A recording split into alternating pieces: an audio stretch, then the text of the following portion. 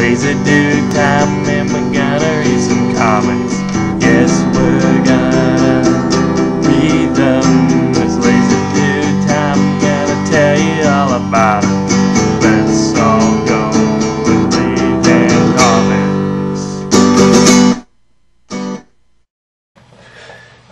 What's up, everyone?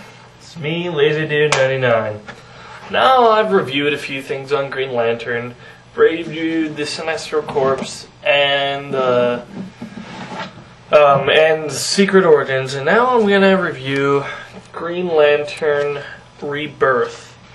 This was written by Jeff Johns, as if all the other things I reviewed on Green Lantern that were also written by Jeff Johns.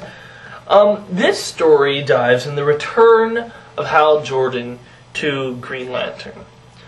Now, I must say, when you read this, you really gotta read it slowly and pay close attention to everything. I mean, it's also very important that you read the intro, because some things just wouldn't make sense if you didn't read the intro. For example, if you didn't know about that Guy Gardner has this kind of shape-shifting, he's kind of like half alien, and he has this, I don't know really what it is. We have this ability to do this thing, and you know, it explains kind of what happened before when Hal Jorden was combined with Parallax. And this story has a nice job of combining the three things that Hal Jorden is. He's himself, he's Parallax, and he's the Spectre. For those who don't know, the Spectre is he's God's spirit of vengeance. Even though God doesn't act on vengeance in real life, just in the comic world, that's what the Spectre is. And so Hal Jordan is struggling with this because, for one thing, the Spectre starts wanting to punish people by killing them, and he doesn't want to be a killer. And then there's this story goes into how there aren't a whole lot of Green Lanterns left. How after the battery was destroyed, everything was going. Now, the one thing I commend this book for doing is not doing the classic ways of bringing people back to life. And those ways are, I faked my death, it was my clone. Okay, I don't really remember what I was talking about since it's actually a full day later. But anyway, Green Lantern Rebirth, it's, as I believe I've said, it's a basic story of how Hal Jorden comes back. Now, the weird thing starts happening. Like, first off, Guy Gardner starts to kind of has like this reaction. He starts going crazy, and then he kind of blows up. He doesn't really blow up. He's still alive. But anyway, and then for no reason, parts of Coast City, parts of Coast City, which was destroyed, automatically start springing up. All that have some connection to Hal Jorden. For example, his apartment comes back, and then the airfield where he used to work comes back, and so Batman thinks that Hal Jorden is doing all this stuff, and he's the one who tried to kill Guy Gardner. Now, here's one of the things I don't like about this book. The fact that usually all the time in comics, Batman's always right. Okay, for the most part, he's 80% right.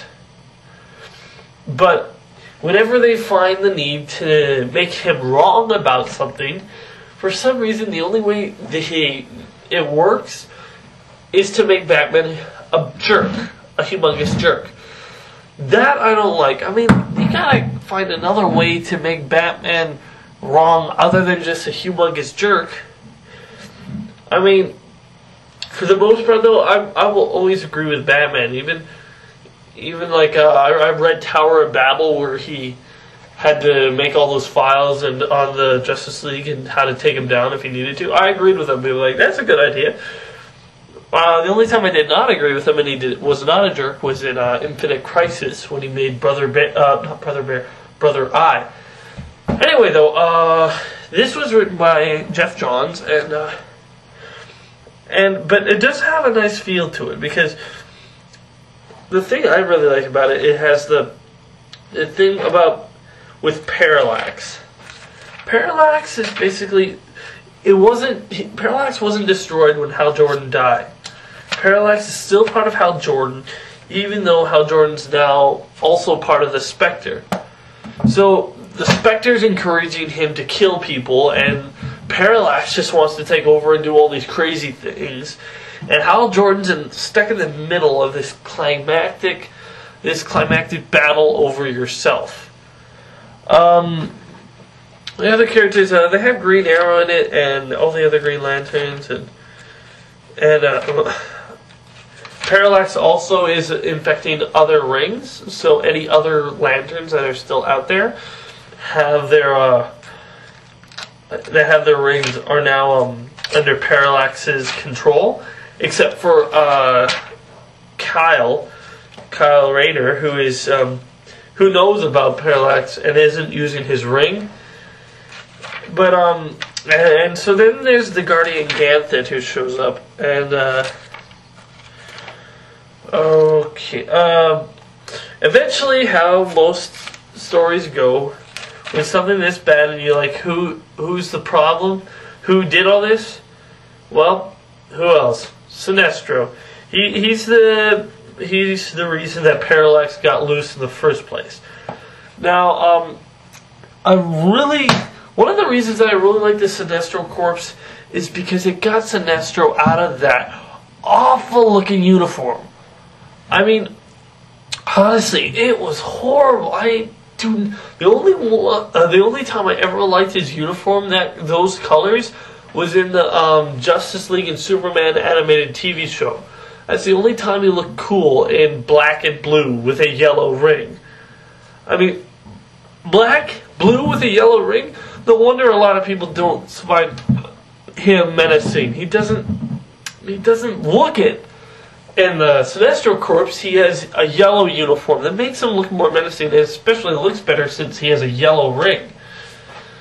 But anyway, this is the rebirth of not just Hal Jorden and the entire Green Lantern Corps. It is a good read. I mean, you get a whole lot of good things with Hal Jorden and his friends, and I really don't like how Geoff Johns did Batman in this.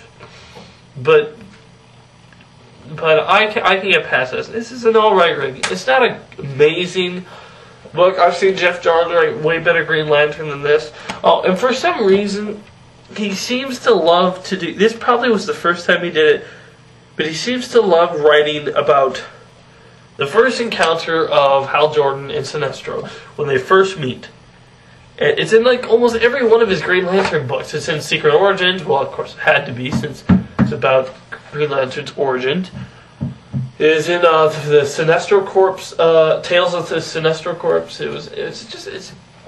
I'm getting a little sick of it. But, this would be good to get if you're a Green Lantern fan. You know, if you like Green Lantern and you like his stories, get this. It's a good explanation of how Hal came back to life. It's better than the most stories where, you know, I'm not really dead. It was my clone. I was dead for 5 seconds and then transported into another dimension. I mean, you know, stuff like that. Yeah. And the thing that I really liked about this is that it also shows what the Green Lanterns are best at. For example, like since John Stewart's an architect, it talks about how none of John's lantern constructs are solid. They have all bolts and they have all the inner working gears, since he's an architect. Kilowoggs apparently is the only one with sound, because you know he's powerful and that's the only one that makes a noise. You know, like that Guy Gardner's ring always is sparking. You know, you just can't wait to get into the battle. And then Kyle Rayner's Kyle Rayner's work is like, you know, it's all artistic since he's an artist, sort of thing. And then Hal Jordan's all about precision, sort of thing. It goes to show just what all the Lanterns do best at, and why they're Green Lanterns. Anyway, this is a good book for Green Lantern fans. I wouldn't say, if you're a comic book fan, pick it up, because if you don't really know Green Lantern that well, you're not going to know a clue what's going on. And it's also very important to read the intro, because it explains a lot of what happened beforehand. But if you're a Green Lantern fan, pick it up. It's an alright read. Be sure to check out more of my other videos.